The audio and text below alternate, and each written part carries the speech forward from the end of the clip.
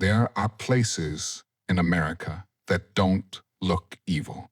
They don't stand on cliffs. They don't rise like castles. They don't have Gothic towers or broken stained glass. They look ordinary, almost boring. Wooden siding, a small porch, simple windows, a neat yard that could belong to any quiet neighborhood. Kind of house you would drive past without thinking twice, the kind of house your eyes would forget in seconds. And that is exactly what makes it terrifying. Because in the small town of Villisca, Iowa, there is a home that proves the darkest horror doesn't always hide in ruins. Sometimes it hides in normality. Sometimes the most violent story in a nation begins in the most peaceful place you can imagine. But on a summer night in 1912, that illusion shattered so violently that the town never fully recovered. It was an event so cold, so deliberate, and so silent that even more than a century later, it still feels wrong that the world moved on. The house sits on a normal street. It has a front porch that looks inviting. It has windows that should glow with warm light at night. It should be a symbol of stability, a place where children grow up, where families eat dinner together, where life slowly accumulates into memories. Instead, this house became a wound in American history. Not with a gun, not with a loud weapon, but with an axe. An axe is personal. It's primitive. It's not the tool of someone who wants distance. It's the tool of someone who doesn't care about intimacy, someone who doesn't care about the mess, someone who is willing to stand close enough to feel the air change. And the most horrifying detail is that the axe used was not some special object brought from far away like a signature. It was something that could exist anywhere in rural America. A tool, a farm implement, something you could find in a shed, in a barn, something that belonged to the normal world. In Villisca, even the weapon was ordinary. That's how the darkness works in this story. It doesn't announce itself with something dramatic. It uses what's already around you. It turns everyday objects into nightmares. In the morning, the town discovered what had happened, and the discovery was not just tragic, it was unreal. The kind of unreal that makes people deny what they're seeing, because the brain refuses to accept that something this violent could exist in the same world as breakfasts and schoolbooks. The crime scene would become one of the most infamous in American history. But in those first hours, it was chaos. Shock, confusion, neighbors gathering, unable to stop themselves from looking. People walking in and out, contaminating evidence, not understanding how critical those first moments were. Because this was 1912. Forensics was primitive compared to today. The concept of preserving a crime scene wasn't as strict. People treated the house like a tragedy they needed to witness, instead of a puzzle that needed to be protected. And in that chaos, the killer's chance of being caught began to slip away. There were strange details that made investigators uneasy. The way the house was treated, the way certain things were positioned, the feeling that whoever did it wasn't panicked. They were calm. They had time. They moved through the house like they belonged there, like they had practiced the route in their head. And that possibility is terrifying, that the killer may have been inside before anyone fell asleep, or that they watched the house, or that they waited nearby until the exact right moment. Because Villisca wasn't a random act of violence in the middle of nowhere. It was targeted in the sense that someone chose that house, that night, that family. Even if we don't know the reason, we know there was intention. And intentions what makes fear grow roots. Because if it was intentional, then it wasn't bad luck. It was selection. The town tried to make sense of it. They looked for reasons, because human beings need reasons. They looked for enemies. They looked for grudges. They looked for someone who had been wronged. They looked for strangers passing through town. They looked for anything that would make the crime understandable. But understanding never came. Instead, the investigation became a shadow play. Suspects appeared, then faded. Rumors grew. Accusations poisoned relationships. The community's unity cracked under the pressure of suspicion. Because in a small town, unsolved violence is not just a mystery, it's a disease. It infects everyone. It turns neighbors into threats. It turns familiar faces into possible monsters. It makes every sound at night feel like the start of something repeating. People began locking their doors differently. They began watching the street. They began keeping lights on longer. Children were held closer. Town's sense of safety died, and once safety dies, it never comes back the same way. Even if years pass, the memory stays.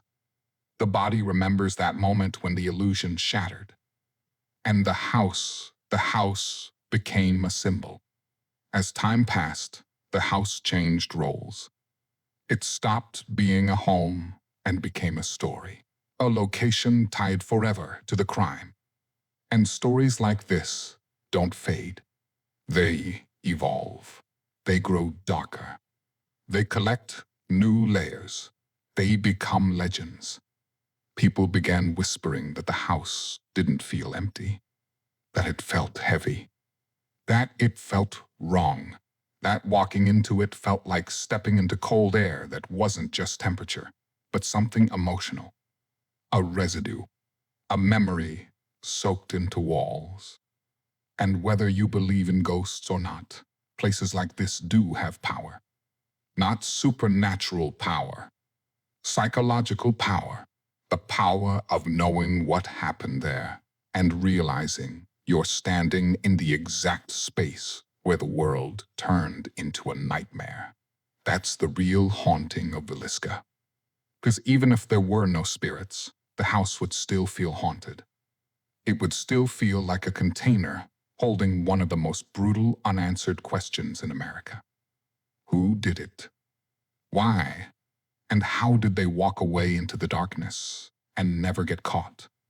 In the next act, we're going deeper into the night itself, into what investigators believe happened, how the killer moved, why this crime shocked the entire nation, and how a small town's tragedy became one of America's most disturbing unsolved cases. A message carved into the quiet heart of America, telling everyone the same thing. The night of June 9, the 1912 began like any other night in Villisca. And that's what makes it so brutal. Nothing in the air warned anyone. No storm. No shouting. No obvious threat. Just the calm rhythm of a small town settling into sleep, the kind of peace that makes people believe the world is predictable. That evening, the Moore family attended a children's program at their church. It was a normal community event, one of those gatherings where everyone sees everyone, where the town feels like a single organism. Kids performed, parents talked. Smiles, handshakes, casual plans for the next day. No one was afraid. Why would they be? Villisca wasn't a place where you expected a stranger to slip through the dark with murder on their mind. That detail matters, because it means the house held more life than usual that night. More voices, more breathing, more bodies sleeping under one roof, more innocence inside the walls. At some point after the household went to bed, the killer entered or emerged. Because that's one of the darkest uncertainties in this case. We still cannot say with certainty whether the murderer came from outside or was already inside. But what we do know is this: they moved through that house with terrifying patience. Inside, everything had changed. The discovery was made when neighbors became concerned. The family was expected to be awake. Curtains were unusual. The routine of the town was broken in a small way. No movement, no sound, and that was enough to trigger attention. People came to the house. They knocked. They called out. And then they entered. This is one of the reasons the Villisca case remains so disturbing. The crime scene was destroyed almost immediately, not by the killer, but by the town. Neighbors and curious onlookers poured in. Some came out of fear, some out of compassion, some out of raw curiosity. But once they stepped inside, evidence was contaminated. Footprints overlapped. Objects shifted. Doors were touched. Windows were opened. The house became crowded with people who had no idea they were erasing the killer's trail. In modern true crime stories, we hear the phrase "secure the scene." In 1912, that concept wasn't understood the same way. The police were not dealing with DNA. Fingerprinting existed, but it was not the forensic machine we know today. Much of the investigation relied on witness reports, visible clues, and confessions. And the killer had given them almost nothing. What investigators did find were unsettling details that made the crime feel even more unnatural. Some sources described that mirrors and windows had been covered, that cloths were placed to block reflections or line of sight. If true, it suggests the killer did something symbolic, not just practical. It suggests a ritual element, either superstition or a desire not to be watched. And this is where the case stops feeling like a simple murder and starts feeling like something stranger. The possibility that whoever did it wasn't just trying to kill, but to control the environment, to shape the scene, to dominate the space. The house was left in a state that felt staged, not like a messy brawl, like a planned event. And then there was the timing. The murders happened late at night, but the killer stayed long enough to move through multiple rooms. They were not rushed. They weren't panicking. That calm tells you something about their mindset. They believed they could get away with it. They believed nobody would stop them. And in Villisca, they were right. Because after the crime, the killer simply vanished. The town demanded explanations. The newspapers demanded explanations. America demanded explanations. Because by 1912, the country was changing. Cities were growing. Crime was becoming a national fear. But rural towns still sold themselves as safe havens. Villisca's crime punched a hole in that fantasy. The Axe Murder House became national news. The headline itself carried fear: an entire household slaughtered in the night. Not in a gang war. Not in a robbery. In a home. In a place where people believed homes were sacred. And the public reaction was predictable: panic. And in Villisca, the fear became personal. Because when a murderer is never caught, the town has to live with one unbearable possibility. The killer could still be here. This is the poison of unsolved violence. If the killer is caught, the horror ends in a courtroom. People can say, "It was him. It's over." If the killer vanishes, the horror becomes a permanent fog. You don't know who to trust. You don't know who you're living next to. You don't know if the monster is a stranger or a neighbor. And the deeper investigators dug, The stranger the case became. There were suspects, yes, but none of them fit perfectly. None of them gave the town closure. Some suspects were drifters, others were local figures, others were men with questionable pasts. But suspicion is not evidence, and Velissa's evidence was already fading under the footprints of everyone who walked through the house that morning. The case started to rot, not because people stopped caring, but because the truth became unreachable.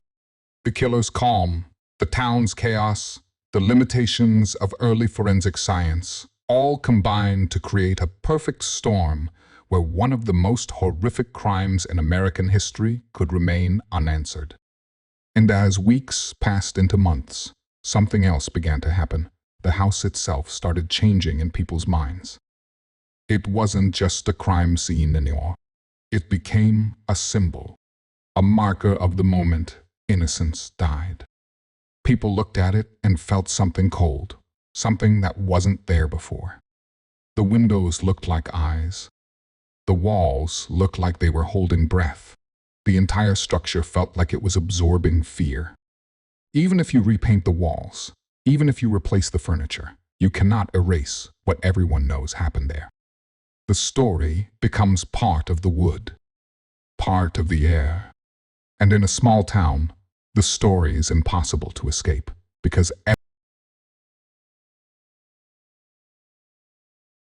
the most frightening crimes are not always the ones with the most blood. Sometimes the most frightening crimes are the ones that never end. Because when a killer is caught, the story reaches a conclusion, even if the conclusion is painful. A trial happens. A sentence is given. A face becomes attached to the horror. People can say, this is the reason. This is the monster. This is the end. Veliska got a house. A quiet wooden home, sitting in the middle of Iowa, holding inside it a crime that refused to close its mouth. A crime that kept breathing through rumors, through theories, through fear, passed down from one generation to the next. And that is why the Veliska Axe murder house became more than a location. It became a living scar. For years, the town lived with that shadow. People moved on because humans always move on, but their movement is never clean. It's not a full escape. It's a survival adaptation. The crime became part of Veliska's identity, even if the town didn't want it. It became the story outsiders asked about. The story locals avoided at dinner. The story parents never wanted to tell their kids, yet knew their kids would hear eventually. But it can't hide a legend that big. And over time, something strange happened, something that happens to every unsolved horror story in America. The story didn't fade. It transformed. The murders became a national myth. First, it was simply the murder house. A taboo place, a reminder, a warning. But then, as decades passed and the people who lived through the event disappeared, the house began to take on a different role. It became haunted. This is one of the darkest truths about the human mind. We are terrified of evil, but we are also drawn to it. We want to understand it. We want to look at it from a distance and tell ourselves we are safe because it happened to someone else. We want to stand near the edge of the cliff to feel the wind and then step back, grateful we didn't fall. The Veliska house became that cliff. People began visiting. Not just historians, but thrill seekers, paranormal investigators, urban legends collectors, tourists with cameras. They came looking for a feeling, looking for proof, looking for something they could tell others about, something that made them feel connected to an event that was too large to fully process. And the house welcomed them in the most unsettling way possible. From the outside, it still looks like a normal home, a simple structure with a porch and windows. It doesn't look like a castle of horror. It doesn't look like a monster. It looks like the kind of place where people should be safe. And that contrast is what makes walking inside so disturbing. Inside, the rooms are small. The halls are narrow. The stairs are steep in that old Midwestern way. The space feels intimate. Too intimate. You can stand in one room and feel how close everything is, how little distance there is between the sleeping rooms and the dark corners. You can feel how easy it would have been for someone to move through the house quietly. The layout makes the crime feel more believable, and that believability is what hits people like a wave.